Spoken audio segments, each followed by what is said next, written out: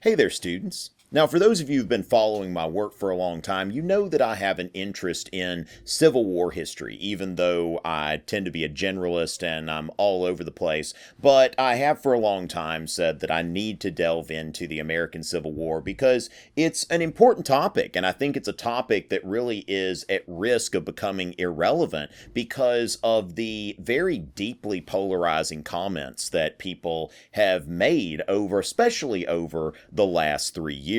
What I want to address here is a comparison that a lot of people have made between Robert E. Lee and Benedict Arnold. Should these two men be thrown into the same box of traitor, of dishonorable, of somebody, he who cannot be named? Now, let me go ahead and give a quick shout out to Miss D and her students before I move on. And remember, my point here is to take a look and analyze this comparison through a historical lens, and of course, making an argument. And of course, if anybody wants to make a counter argument and they post it on YouTube and you share it with me, I find it credible. I would be glad to post a link to that in the description of this video, because I think that what we need here is a substantive discussion and to rescue the American Civil War from the gutter of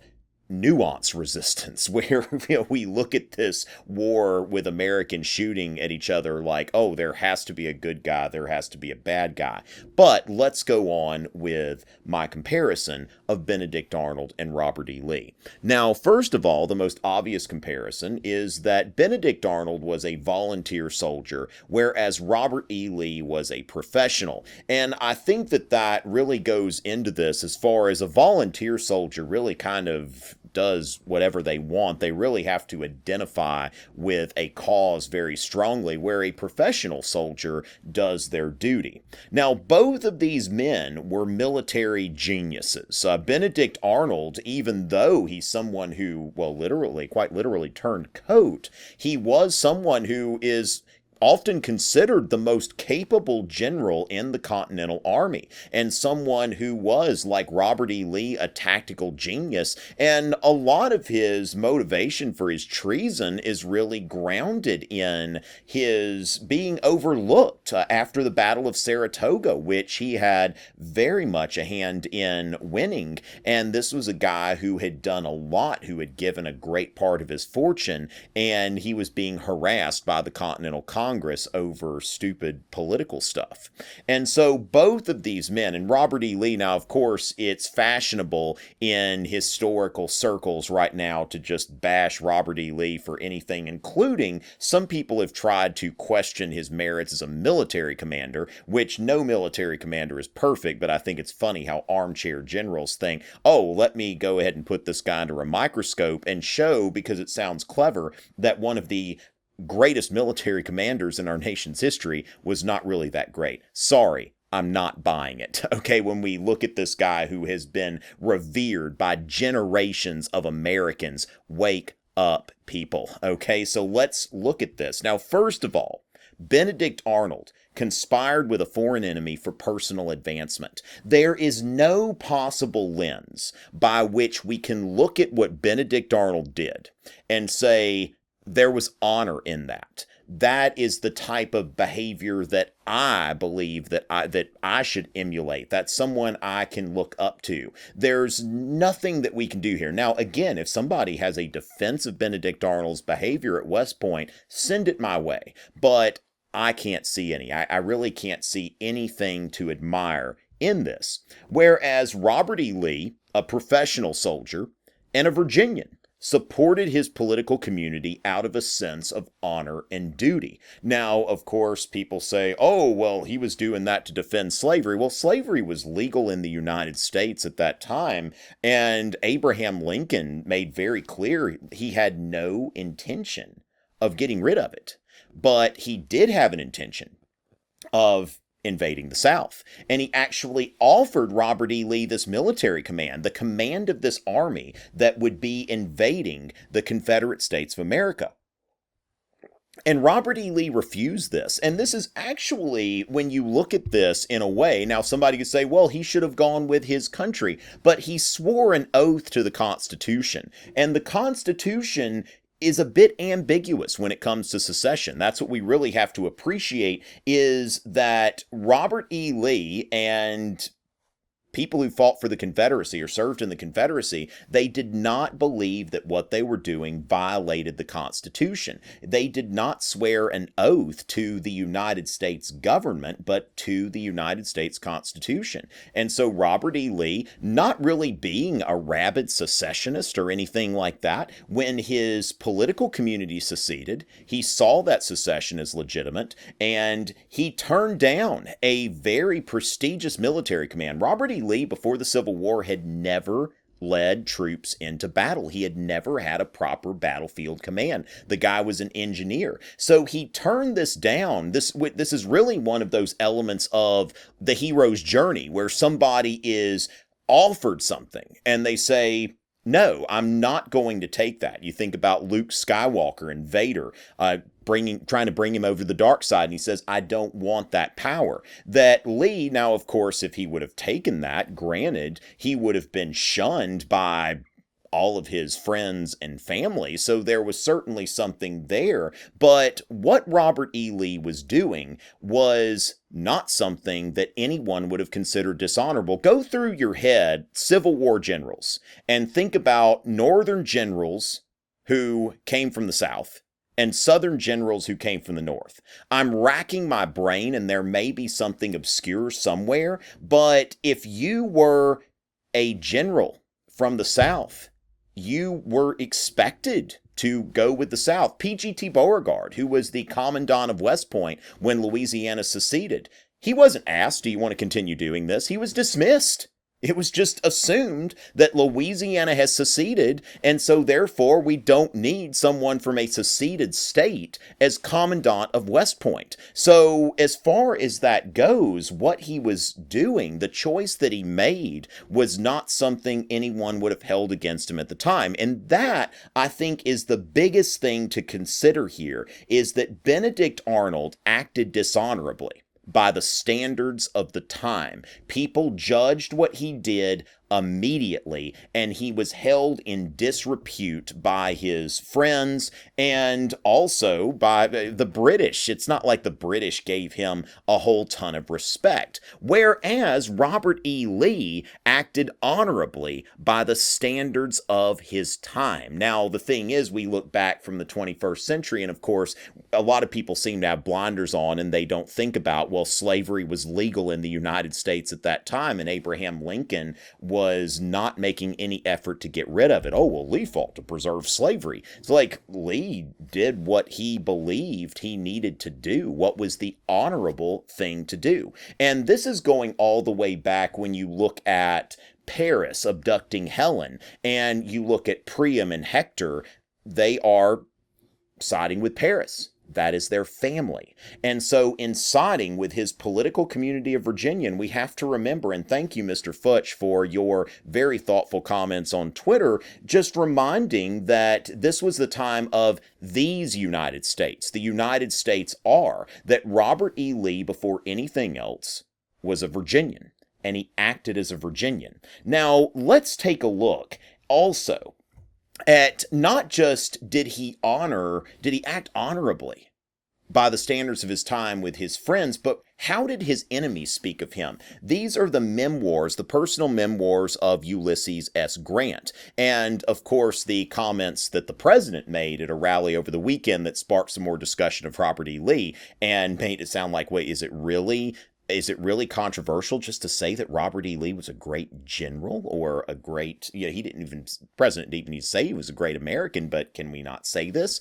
Well, let's hear what his adversary has to say, Ulysses S. Grant.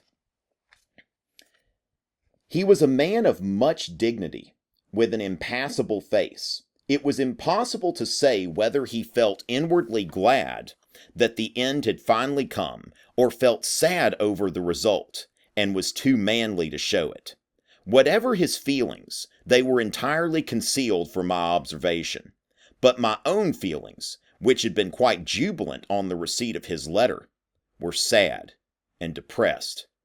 I felt like anything rather than rejoicing at the downfall of a foe who had fought so long and valiantly and had suffered so much for a cause, though that cause was, I believe, one of the worst for which a people ever fought, and one for which there was the least excuse.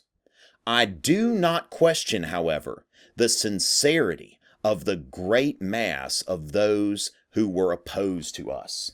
So Grant, even adopting the Northern view at the time that was common in the Union Army, that these Confederates are fighting for slavery or for secession or whatever they're fighting for, he said, I'm not going to question these people's sincerity, and I take no joy out of seeing this man defeated, this man who in so many ways, even to Grant, was larger than life. And what gives people the right in the 21st century to judge this man more harshly than his own adversary did at the moment of his surrender? His own adversary, who took no pleasure in defeating this man, who in the eyes of Ulysses S. Grant was a sincere and honorable man, not a Benedict Arnold, not someone who was a disgrace, someone who was respected.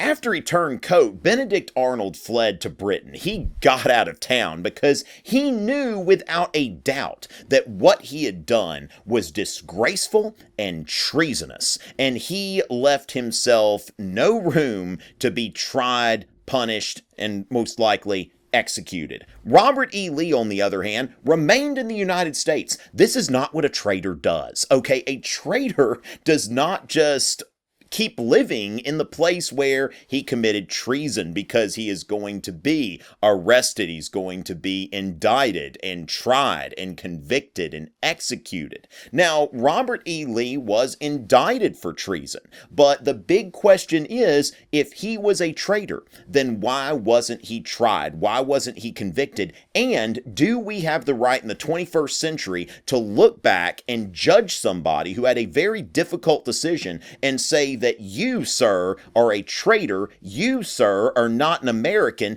even though I don't have a shred of evidence? Is this history? Is this sound history to do this? That in my opinion, he is a traitor, and so therefore I will wholly dismiss this man and take away his distinction as an American. I will go a step farther than the U.S. Congress, which in 1975 restored Robert E. Lee's citizenship. So Robert E. Lee legally is a citizen of the United States in good standing, but just because somebody wants him to be a traitor, then okay, he's Benedict Arnold. I don't think that this does a lot of service to the teaching and learning of history to smear a man that was not smeared by people at the time, to smear a man who was never tried, never convicted, and what gives us the right to judge. Now, this is where we have to kind of think about this and look at it critically, okay? Because when we look at Benedict Arnold, he's probably been vilified more than he deserves. When you actually dig deeper into Benedict Arnold, you see that this is a guy who actually gave a lot of his fortune. He had his leg crushed by a horse at the Battle of Saratoga, which was the whole reason he had to go to West Point and get off the battlefield. He was harassed by the Continental Congress. A lot of people wouldn't want to admit this, but this is the same thing that a lot of people in the same situation would have done. And so Benedict Arnold, his accomplishments have been completely thrown out the window. His monument at Saratoga, like there's a big monument there, and it's got places for 4 statues, and there are only 3 statues. He's not mentioned, but there is a monument to Benedict Arnold's leg, and I find that kind of interesting. But it's just a reminder that this battle might not have been won without Benedict Arnold, and if the Battle of Saratoga hadn't been won, then we are not looking at an alliance with France, are we? And we might not be looking at winning the war. This is a man who actually did some great things for his country until he didn't.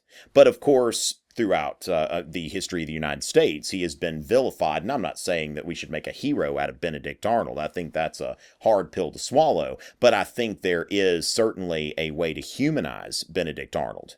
Now, Robert E. Lee, on the other hand, has probably been honored more than he deserves, and he's probably somebody who would be a little bit self-conscious seeing all of the statues of him, and I think that there is plenty heroic about Robert E. Lee. Now, that's me personally. I don't think that an American, in order to be an American, has to honor Robert E. Lee. Might not be your, your cup of tea or your mug or anything like that. But I think that we look and we see how Lee was basically turned into a deity after the Civil War, and nobody can live up to that. Okay, so certainly a correction is in order when it comes to Robert E. Lee. His biographer, one of his biographers, Emory Thomas, he wrote in the introduction here to his biography. I'm not going to have time to look at the exact quote, but he said that we will find that he is both more and less than we would imagine him to be. So at the end of the day, like Benedict Arnold or like anyone else, Robert E. Lee was a man, and certainly somebody that we can take a critical look at. But it is possible to maybe do a correction without completely vilifying someone who doesn't deserve it. And so does Robert E. Lee deserve all of the monuments that are there throughout the South, all of the honor that is given to him? I think a critical evaluation could certainly be in order. But I do think that when we look at this hyperbole, this is an 1865 cartoon where you've got Jefferson Davis and Benedict Arnold. Of course, the context is the war is ending and the South was the enemy at this time. But over 150 years later, are we still enemies? Are we still fighting this war? And are we still so vitriolic as to compare Robert E. Lee, someone who fought on the losing side, but when his conduct is examined, acted in many ways very honorably, much more honorably than most people would have?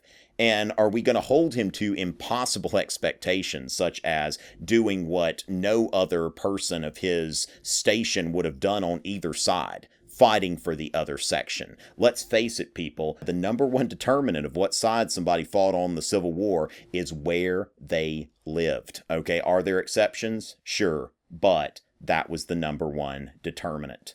And so as far as that goes, I don't think that the comparison is valid once it's analyzed. But if there's anybody that wants to rebut this argument and you've got something substantive and you put it on YouTube, I will put a link in the description. Okay, just shoot me an email, contact me through my website, send me a link, and I will be glad to look at it. And if I find it even the least bit credible, I will link it, because I think it's important to have a discussion. And I think when we think in 150 years, what are people going to say about us? I think we want to think about this. May history be kinder to you and me than some people are being to Robert E. Lee this day and age. And again, thank you, Miss D, for inspiring this video, and I wish all of your students success on their AP exams. It's always a pleasure.